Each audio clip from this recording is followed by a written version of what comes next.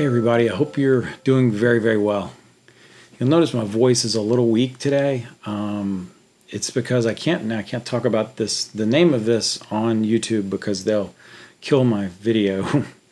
But that virus that's been causing the nation and the world such consternation, I picked it up. Not much brings me all the way down, and this took something out of me that was special. The stuff it does to your chest is the thing that really just is unnerving because you just can't get away from it. And even now, there's still a little bit of pain still left and a little bit of pressure, but it's mostly gone. But can't seem to just get it completely gone as fast as I want. But I wanted to explain to you the how I got that. I know we do this Greater Good work. Our documentary team that does claim documentaries sometimes does some Greater Good work. And, we recently had, in the wake of George Floyd's death, we recently had a bunch of protests going on in the nation. And so we want to go out and see what was actually going on there. And so we went and did that in like 6 different protests. And the first thing we noticed, by the way, was that there was just some really good people and just some profoundly good things happen, with everybody. I mean, it just was surprising. It was well behaved. It was just good events. I mean, there was nothing evil about them. They were just every walk of life. But at the same time, we were going with every walk of life. We were wearing our masks, and we were thick as thieves with all these people for hours and hours and hours. So all told, I was within the confines of these people probably personally like 20, 22 hours of my time. And I didn't get sick. I decided a couple of weeks back I was going to buy my wife a car as a surprise because she's married to me, and you deserve rewards if you're married to me because, we do some things to our wives in the Claim tribe, which is just cruel.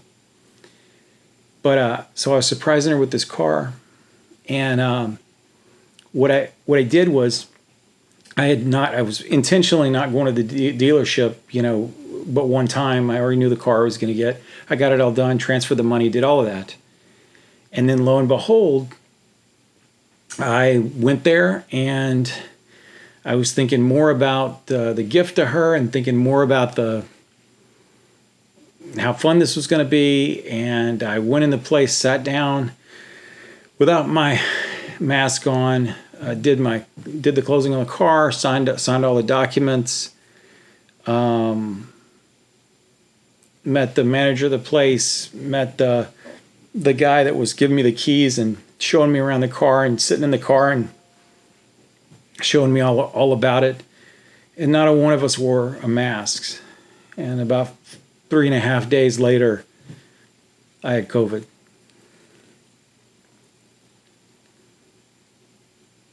So I called over there to ask a question about something, and the guy I dealt with and 7 other people at the dealership all were out ill with the same. So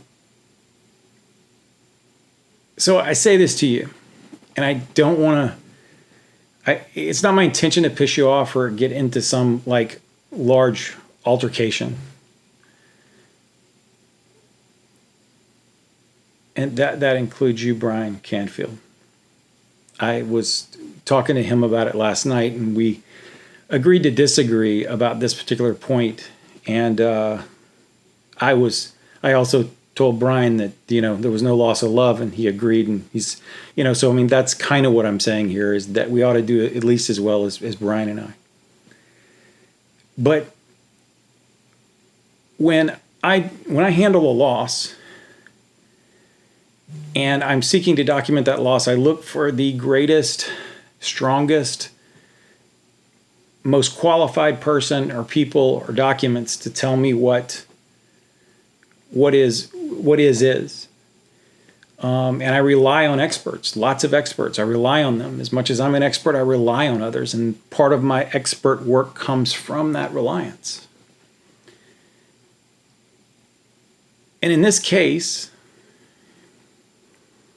the idea of public health is handled by the CDC. They say to wear a mask.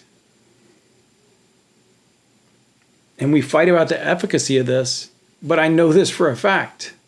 I was among people that had this when I went to those rallies. I know of 3 other occasions I've been among somebody who had this virus. And when I wore a mask, I can get sick. When I didn't, I did. So I don't want this thing to carry on. We've never stopped, and we're not going to. But I wish, like everything, that nobody else had to have this crap, because this hurt. This hurt bad. This was scary. I don't want anybody else to have that. And if I wasn't as strong as I am cardiovascularly, I would have got pneumonia. I guess there's still a small chance I could. Guys, I don't mean to get in a fight with anybody. That's not what I'm trying to do. But I hope you'll listen. This may be anecdotal because it's just me, but it's very true. When we talk about documenting things, I was thinking about something today. We had a interesting little loss at my home. I had put a teapot on the stove, filled it completely up, left it, forgot about it.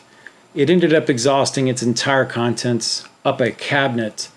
And I looked at the cabinet and found that it had some finish problems, and basically went and looked at my policy and decided that, hey, that was direct physical damage. And we need to file a claim. I called a public adjuster because I don't handle my own claims. When you do stuff on the scale that we do, we try to always have someone else handle our claims because we don't want anybody to ever accuse us of any kind of insurance fraud. But the thing is, if you just look at these cabinets, you wouldn't see the direct physical damage. But when we went at it with macro lens with 102 megapixel, when we use this Pro tool, then we were able to pull up a level of detail that showed that direct physical damage. And it's just a reminder that, and they paid it, by the way, they paid the claim. But it's just a reminder that it is an absolute imperative when we do our work that we science that process as much as possible to pull the most evidence forward. The only thing that got those cabinets done was that close-up picture. Just think of the same context when we do shingles, when we do hail damage, when we do damage to EPDM, when we have